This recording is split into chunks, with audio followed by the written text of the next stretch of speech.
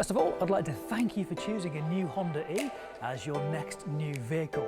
In this video, we're going to go around the car, look at the technology and the features that the car has, and show you how you can set them up for yourself to get the most out of this brilliant car from day one and start enjoying the drive of this car. So please join me as we go into greater detail around the new Honda E.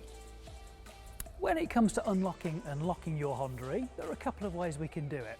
I'll show you both of those. So on the remote, there's the usual unlock button, unlock. So if we press unlock, the door handles will pop out. We can open the door, obviously, get into our car, drive it. Locking the car, we shut it, press the lock button, and the door handles will pop into the car, or locked. Now the other way of doing it is without actually using the key fob at all. So now I'm going to approach the car, and as soon as I get into the detection zone between the key and the car, the door handles will pop open. Now, when I approach the car, there's a little sensor underneath that just give it a moment and it will allow me to get into the car.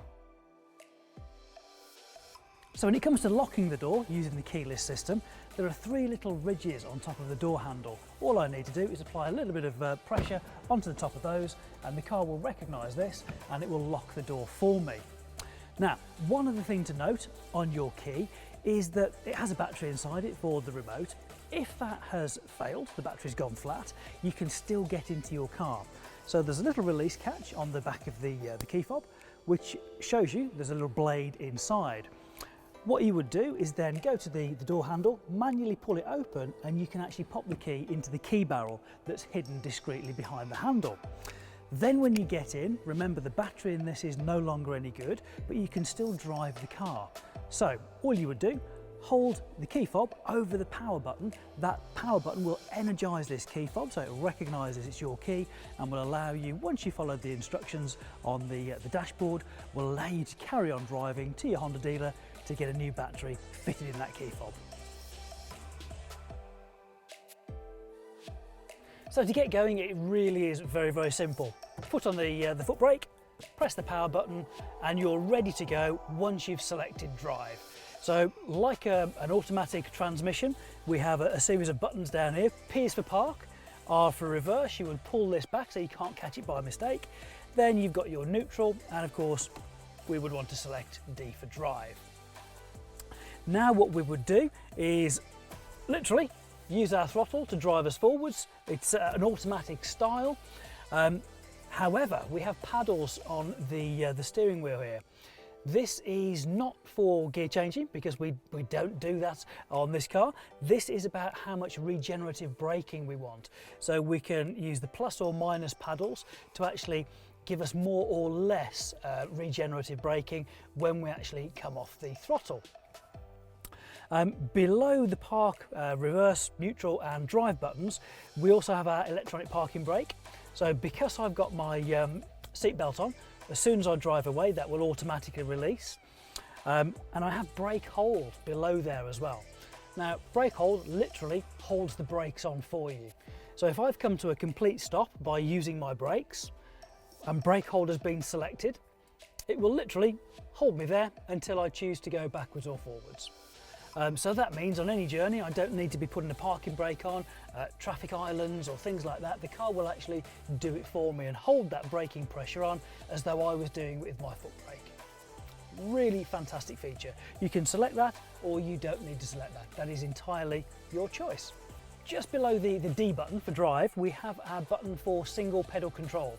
So if I select this, I need to have my seatbelt on to do this and the parking brake to be applied. What it will allow us to do is, if we want to, purely drive the car just using the accelerator. Now, if we didn't have this, you could accelerate, and as you come off the accelerator, the car would continue to go, but it would just slow down because you have no more momentum. With single pedal control, as you come off the accelerator, it will actually apply braking, regenerative braking, so that energy is stored back into the battery. But if you wanted to, you could completely drive the car just using the accelerator. Don't worry, if you want to, you can still use the brake even in this mode, entirely up to you. And then just a little bit further down, we have the drive mode. So if you push it forwards, we actually get it into sport mode, so it sharpens the throttle response.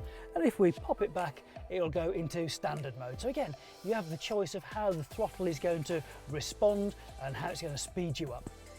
So in the centre of the dash, we have the button for our hazard warning lights. So that's just a simple press there. Moving slightly over, we have our indicators, and literally you can just push it once and it will give you 3 flashes on the indicators. If you want them on for a longer duration, just click them one stage further. So on the right hand side, we have the stalk for the wipers. So just one push up will give it a mist. Just if you do want one wipe of the screen. Next position down is for auto. So in that position, it will actually be using the rain sensor on the windscreen to detect the raindrops. And then we can adjust the sensitivity, plus or minus, with the little thumb wheel just showing you there. If you want it in a fixed speed, we've got low and we've got high, which would just be the next 2 positions down. Should we want to clean the windscreen, we just pull that towards us and it will obviously squirt the windscreen with our washer fluid and wipe the windscreen as well. And just on the end, we have the ability to use the wiper for the rear screen.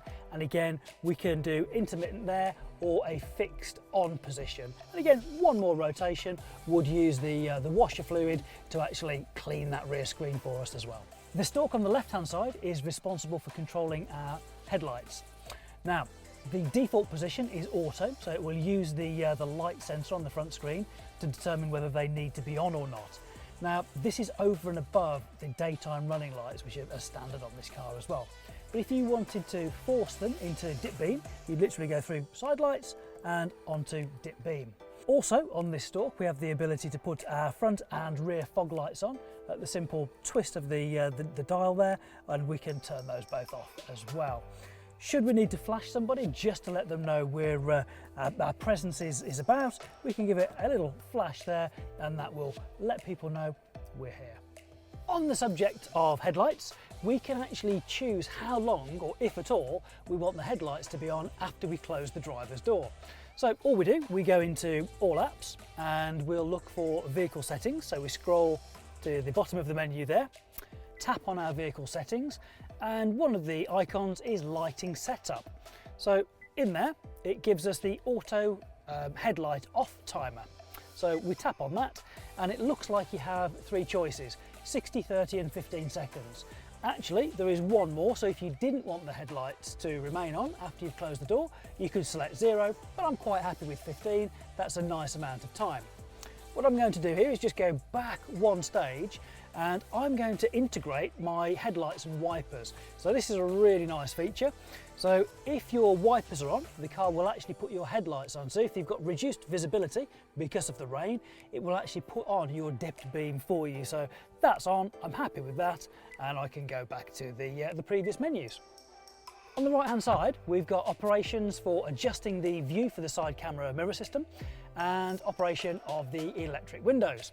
So just like a traditional system with a car that has electrically operated door mirrors, you'd slide it to the right hand side or to the left hand side to adjust them.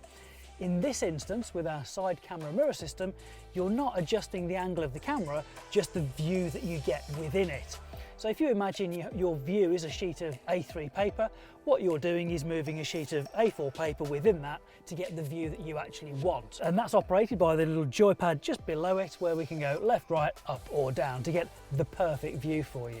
Below that, we have the ability to lock the doors, just literally at the rocker switch, which to the right will lock the doors and to the left will unlock the doors for us.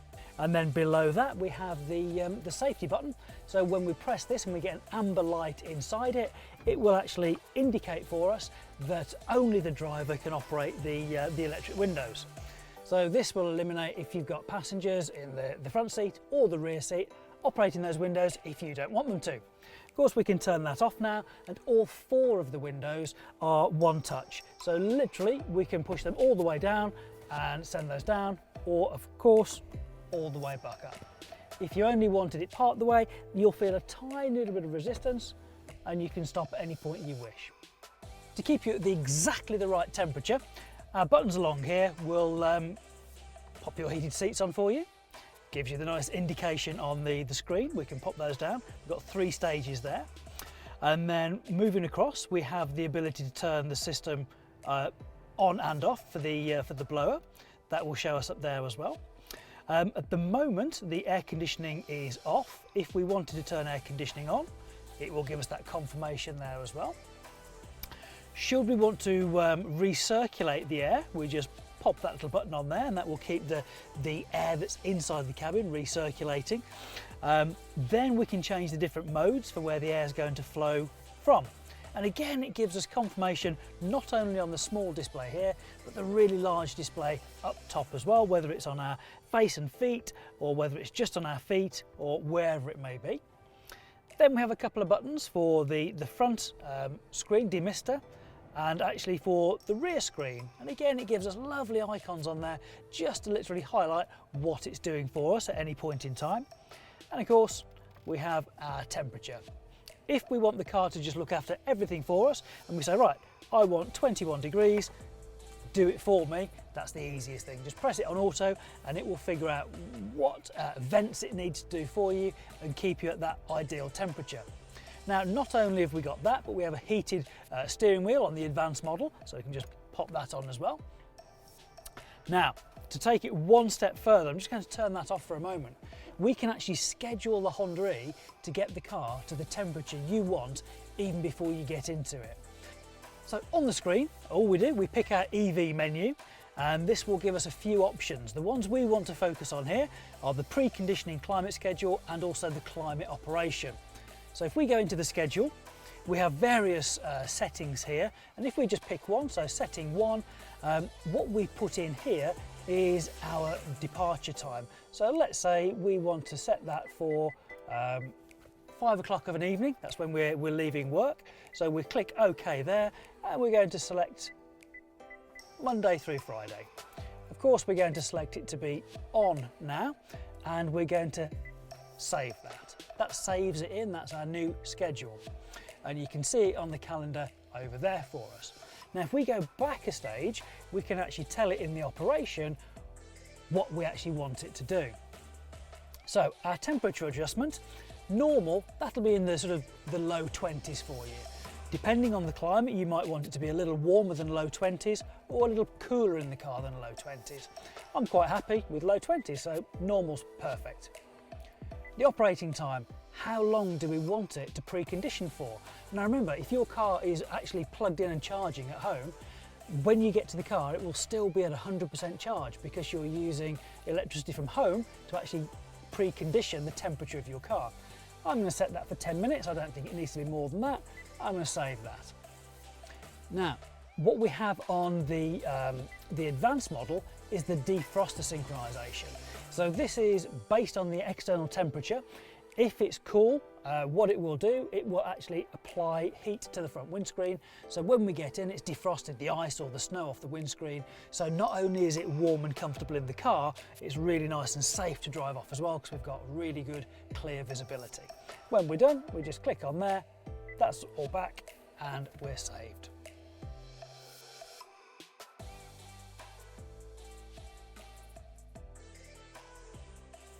So when it comes to charging the Honda E, there are a number of ways of opening the charging lid. Now, because this car's unlocked, we can press the button at the front and that will pop up.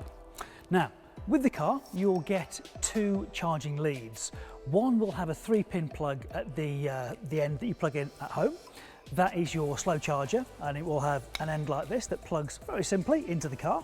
So open up that top flap there, plug it in, and you'll see that the charging light at the top goes from white to pulsing blue. Now, the other lead that you'll get is what we call a Type 2 connector. So it will be exactly the same on this end because it plugs into your car, and on the other end is a very similar connector. This could plug into your wall box at home, it could plug into the charging station at a supermarket or motorway services. And depending on the amount of current that it will actually take through there, depends how many hours it will take to charge your car up. Now, if you want a rapid charge, so we'll just take this out for a moment, and taking it out is really simple. There's a button in the top right hand corner, press that, wait for a moment.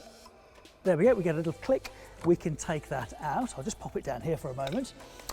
So when you were doing the DC charging, this rapid charge that can do up to an 80% charge in around about 30 minutes, you open up this second flap just underneath.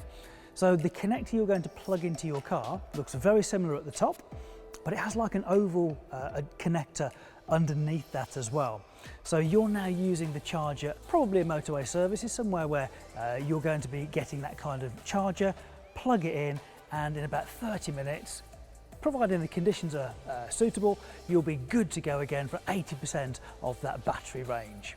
So when you're finished, pop those flaps over, push the charging lid down, and you're good to go again.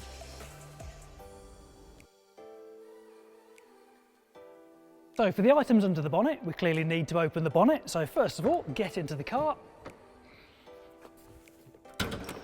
open the bonnet, and the latch at the centre is slightly offset. So we just pop into here, slide it a little bit to the right, and now we have gas struts.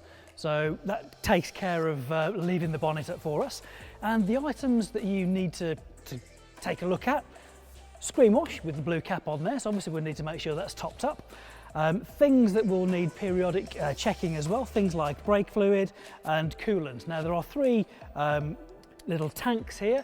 Just make sure they're all nicely topped up to the maximum, not above, and it's the same coolant for all of those. So at the back of the car, you'll see the orange insulation. That's where the high voltage is coming to actually power the vehicle. So the only things that we need to look at and concern ourselves with are things like the screen wash, which has got the blue cap, and on top of the brake fluid, we have the yellow one. Those are the things to make sure we keep an eye on, just to make sure they're at the right levels. We do have a 12-volt battery at the front, but when we charge up our car through the normal port at the front, it will take care of charging that. If for any reason you don't plan on using your car for a little while, there is a little sticker here, and it does suggest that we should be charging our car for at least once in a 3-month period. So again, just make sure that is fully charged if you do intend to not use the car for a short period of time. When it comes to closing the bonnet, because we have two catches either side of centre, it makes sense that as we close it, just use a couple of fingers there, just to put equal pressure on to close the bonnet nice and level. And remember, your new Honda E has a service schedule of 12 months or 12,500 miles, whichever comes soonest. So when that approaches, again, please contact your dealer so we can book you in for a service. Also, your new Honda E has deflation warning system. What that is, it's a way that the car can monitor the pressures inside your tyres. So this can actually notify you if the pressures have gone up or gone down in relationship to each other. So this could be, going from warm days, colder nights, those kind of things, where the air temperature can change the pressure inside the car. So no need to be alarmed. I'll show you how to reset that in a moment, but first of all, do make sure that the pressures on your car are correct, because clearly it may be a puncture and you may need to get a new tyre. However, if you've checked that everything's okay and it's just a temperature fluctuation, all you need to do is go inside and I'll show you how to do that. So simple as, we go from our home screen here, we select all apps, and that will bring us up a menu. We scroll to the bottom of that and you will find vehicle settings. In vehicle settings, we have deflation warning system. We tap on that and we have calibrate. And what calibrate will do, it will reset it so it's now learning the new rotational speed of all your wheels and tyres. So that is you good to go once you've checked that the pressures are correct in your tyres.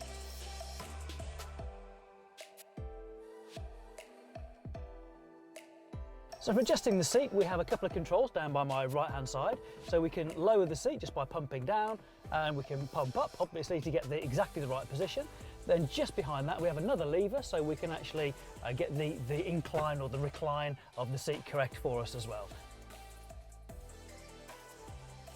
So once you've set the seat that's nice and comfortable for you, next you want to do the steering wheel. So just down here we have the lever, and we can actually push it in, up, down and back. So for me, with my shoulders in the back of the seat, I just want to be around about there. That's nice and comfortable for me, which means I've got a good ability to steer nice and safely.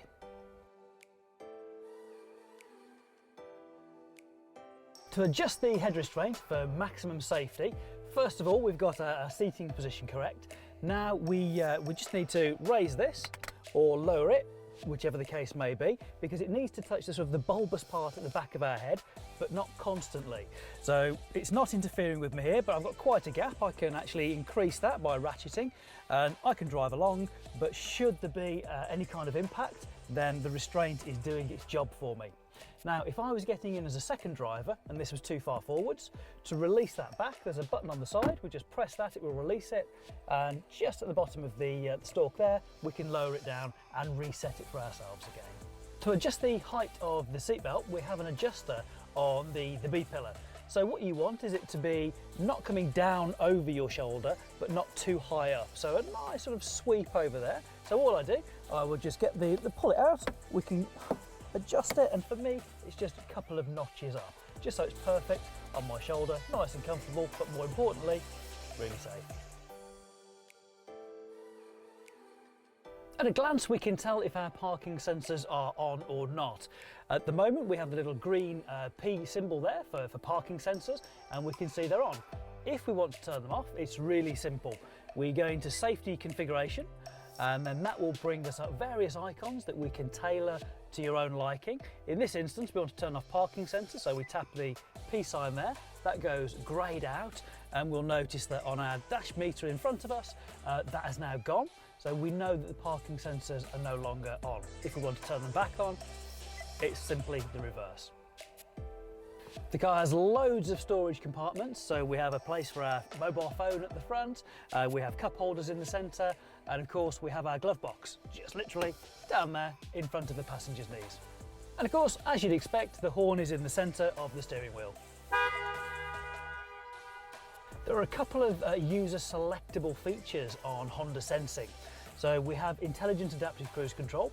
Now to operate that, all we would do is press the button next to the cancel, and then we can scroll through using the button with LIM on it. Now LIM is for limit, so we have three functions within this. We have speed limiter, so we can set the limit that we want to not accelerate past just by pressing the set button, and then you can adjust it plus and minus for the appropriate speed. If you press the LIM button once more, you get like a traffic sign in front of the LIM button. This is intelligent speed limiter. So this uses the information that the camera's seen at the top for a speed sign of maybe 60 miles an hour, and it would limit your speed to not accelerate past 60. The final one though is like the next generation of cruise control. So this is intelligent adaptive cruise control. So you can get to the speed you want to get to and set it, or if you're on a motorway and you couldn't get to say 70 miles an hour at 50, you can set it, but then you can actually press the plus button to take you up to 70, and then of course when traffic in front clears, you will get up to your 70 miles an hour. Now, towards the bottom left corner of this sort of paddle here, we can adjust how far away from the vehicle in front we want to be. Now we measure that in time, because time grows obviously the faster you go, and you can just we've got 4 settings there, and that can be exactly what you want it to be within the parameters. So if you want to be nearer or a little bit further away from the car in front. Then we have lane keeping assist system. This is another driver selectable feature. So when you're going above sort of 45 miles an hour or above, so it is a motorway or a dual carriageway feature, we simply press this button here, and you'll see the indications on the screen there. They're looking for the painted white lines to try and keep you more central on the road and put in some of those tiny sort of inputs through the steering wheel that we don't realise we're doing. Now this is going to help reduce driver fatigue and keep you safer on the road for longer and make it more comfortable while you're driving. So from a driver's point of view, we have lots of usable information straight in front of us. So let me talk you through that. So on the right hand side of the screen, we have the parking brake symbol. Obviously we're stationary at the moment, so that's going to be illuminated. We have the power and charge indicator. So as we're driving, we'll be consuming power, and the more rapidly we accelerate, the more power we'll see coming up there. When we decelerate, we'll be charging the batteries up, and we'll see that go green below it. Just at the bottom, we can see that our battery is 47% charged. And then because we're stationary, obviously we are 0 miles an hour. At the top, we can see that the last traffic sign that we passed was a 70 mile an hour speed sign. Just below that, we have the icon to tell us some of our extra sensing features like blind spot information there or active. In a moment, we'll go through how you can modify those. We can see our parking sensors are on. We can see our mileage for this car, obviously the temperature outside as well. We'll come to the home button in a moment because that's on the steering wheel. And we can see we've got a door and a boot open on this one. It's in park. The mode is normal, so we have two modes, normal and sport, which we change just down by the gear selection on our center console. And then we have our ready to drive icon. So we have a picture of a green car that's ready to move. Once we've selected drive or reverse, then all we need to do is accelerate. And the information icon, because we have in this instance a door open. So in the center by my left thumb, we actually have a home button, and this will change the icons on the left hand side of my screen. So if we take you through those, we press the home button and we can actually scroll through and see information. So it was telling us there was a door open. If we scroll to the next one, we have fuel economy figures, so we can push on that and it will give us average fuel economy. We have trip A and trip B at the bottom, so we can just scroll between trip A and trip B. If we want to go to the next one down, we will see that we have information on average miles per hour, how long this journey was, and again our trip meters. Then next one down is for audio. So this will tell us if we were playing the radio, whether it be DAB, an FM station, or our own choice of music. Then as we go down, we have telephone. So we'll pair a phone shortly. That would take us into our hands-free system. Then we have navigation. So if we select this, it will tell us we have a compass that'll show us our direction. Of course, if we had navigation set for a destination in the car itself, that would give us our turn-by-turn signals. Then we have our speed alarm. So this would just bong at us as we go over 30 or 50. These are not set at the moment, but we could if we wanted to. We have information on who's wearing their seatbelt. There's only me in the car at the moment, so I can see that's green for me. That's all good. We have information on our sensing features. So when we've selected that, we can actually roll up and we can select or deselect elements like lane departure warning. We can scroll down for blind spot information. And obviously I'm going to put these back on again because I want to be as safe as possible. So we just scroll back up and make sure we have a tick in the box for all of those. And then we go back to information, which is where we started, and it shows us that we do have a door open and we do have a boot open. So that's why we have the little amber eye there, just to notify us that something needs our attention before we start driving. Now, when it comes to our infotainment system, just going to go through some of the features that can help you get on your way and make the most of this system. So right from the start, we'll go to our all apps. So in here, we can see quite a large selection of items.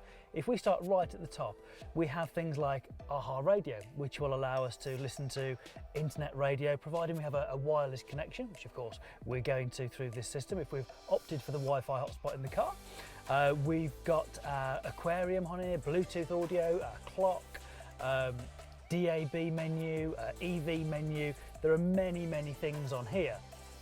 So what you can do is tailor the sort of hot buttons on the right hand side, so for the most frequently used ones that you want to use. If there's something like I do like to pop on the aquarium, if I want to press that, that'll just come up there for me once I've downloaded that. It's free, no problem there. However, when it comes to normal driving, I've got my favourite features along here. So I've got my navigation, which will come onto one of the screens there for me. And this is because I've selected it over here. If my passenger had selected navigation, which they could do, it would be on their screen on the left-hand side. One of my favourite screens on here is the EV menu. So this will give us information about whether the car's connected to a charge point, what the state of battery is, in this case 47%, but on this screen we also have something called the charge wait time schedule. This is where we can set times we don't want the car to charge. So for instance, if we wanted to go into our time here, this is the start time, and we want it to go 7 o'clock in the morning and end at 11 o'clock at night, or let's even say 11:50. So we take that to 11:50. So we'll take that to 11:50 and we will OK that. So what the car is not going to do is charge in those times. So what it is going to do is from 11:51 until 6:59, the car will accept charge. And I'm going to set this for every day of the week. And I'm going to set that, there are two destinations here. We've got anywhere or home. So home is home that's set into your satellite navigation, and anywhere is anywhere but that. Now the reason I might want to do this, if I set this to on and then save it, is because I might have less expensive electricity between midnight and 7 o'clock in the morning. So what that's going to do is minimise my cost on electricity and maximise the efficiency for me. So remember, if you want to cancel out at any point, you just go into it and you can literally just turn that off, but the settings will stay in there for you, not a problem at all. So another great feature within this menu is the charge limit settings. So at the moment, we're away from our home destination as shown by the little arrow there, and the car will, given enough time, charge up to 100% wherever we are. However, you might not want to do that. For instance, if you live at the top of a hill and your first journey is always going to be down that hill, why not set it to 95% charge? Because then as soon as you drive off your drive, you're going down a hill and you're getting free energy. It could be that you only want to go up to 85% when you're away from home, just to minimise your cost, because you can get cheaper electricity at home. So the flexibility really is there for you. And if you make any changes, literally press save and that would be it saved for you. So if you want to use your smartphone connection, you can use Android Auto. You will need a wired connection to the car through its USB. Or if we press it here, I'm using an iPhone, so I have the ability to do this wirelessly. So we'll connect a new device.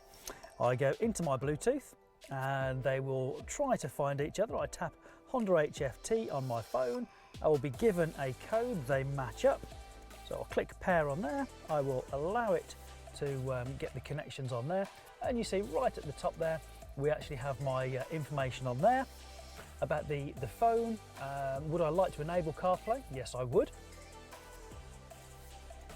So now in a moment, this should go from smartphone connection, which is quite generic. I click OK on my phone, and that should, when they synchronize, turn to the CarPlay logo, because it will recognize that we're in CarPlay. There we go. So now we can see that logo's changed to CarPlay. It's giving me my destination of where I am.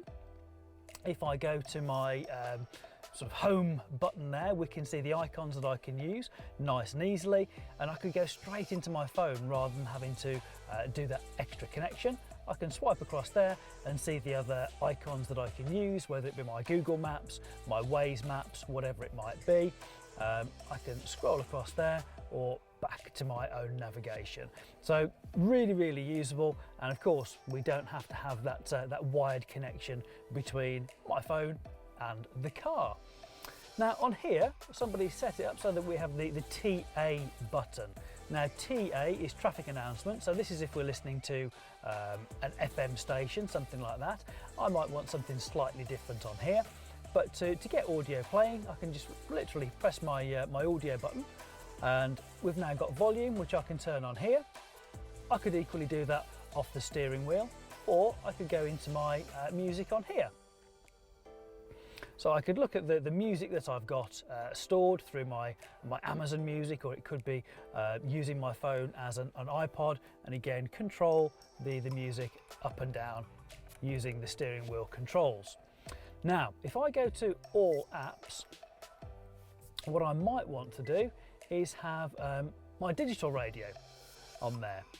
So I can go to my different lists and I can listen to, whether it be Radio 1, Radio 2. Again, if we put a little bit of volume on there, we can listen to the stations, or we can actually scroll through left and right and select the ones that we actually want.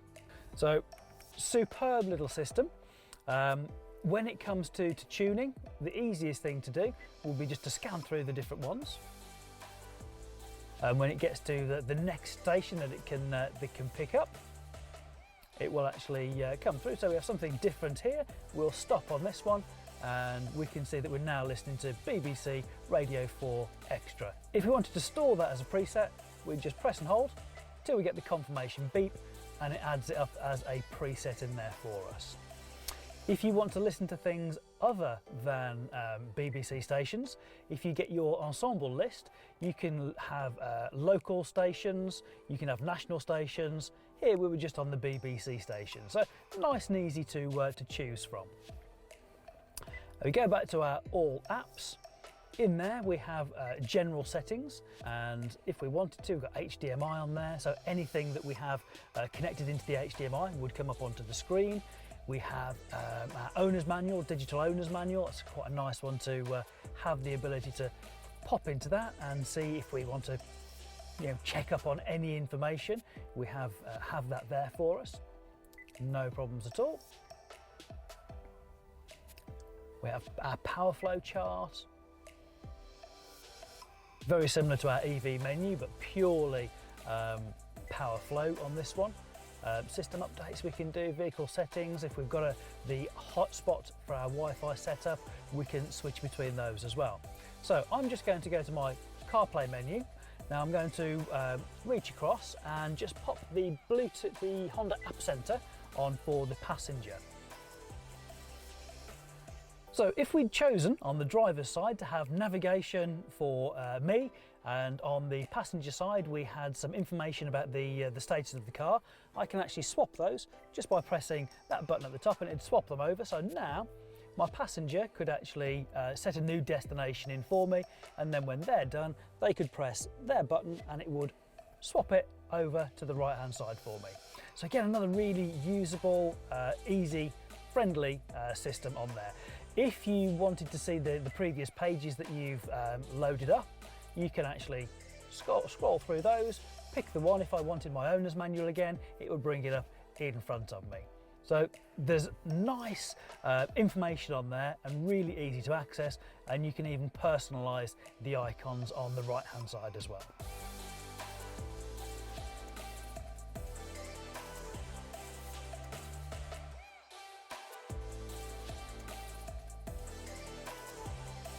Opening the tailgate on your Honda E is really simple. Underneath the H badge is an electronic switch which will allow the tailgate to rise up. Now we're in the boot, you'll probably notice there are a couple of bags. In those bags are your two charging cables. So if we look at this one first, just take it off its little storage hook there, and in here is our Type 2 cable.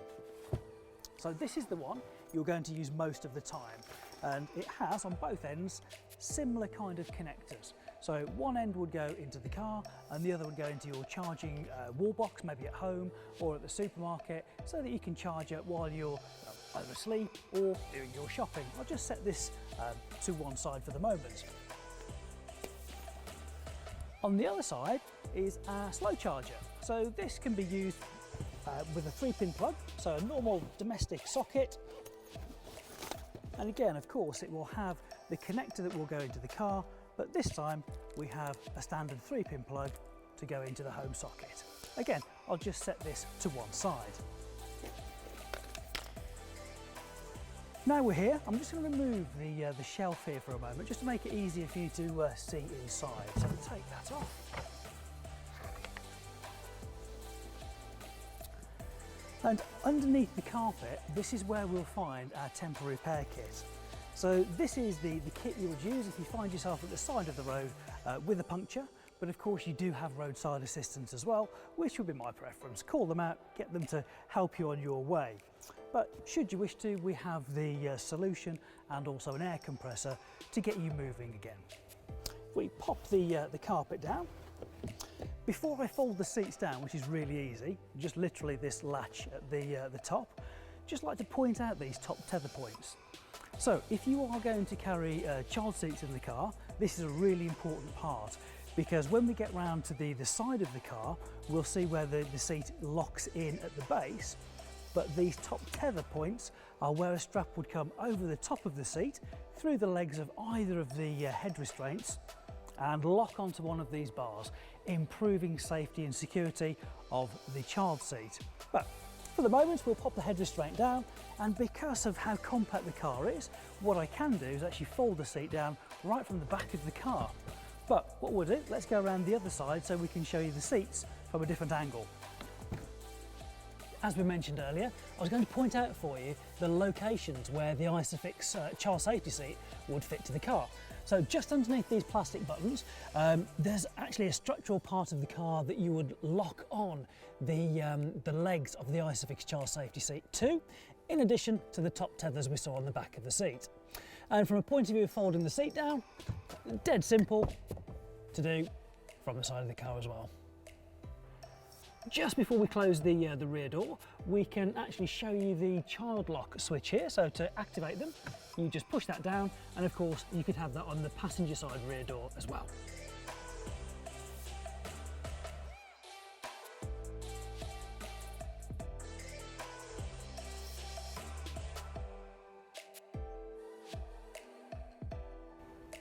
Thank you for joining me in this video. So I'm sure we've discovered some new features and how to set them up, and revisited some familiar features that we've experienced in the past. Should you have any questions about anything we've not covered for you in this video, please feel free to contact your local dealer where they can go through in greater detail those items.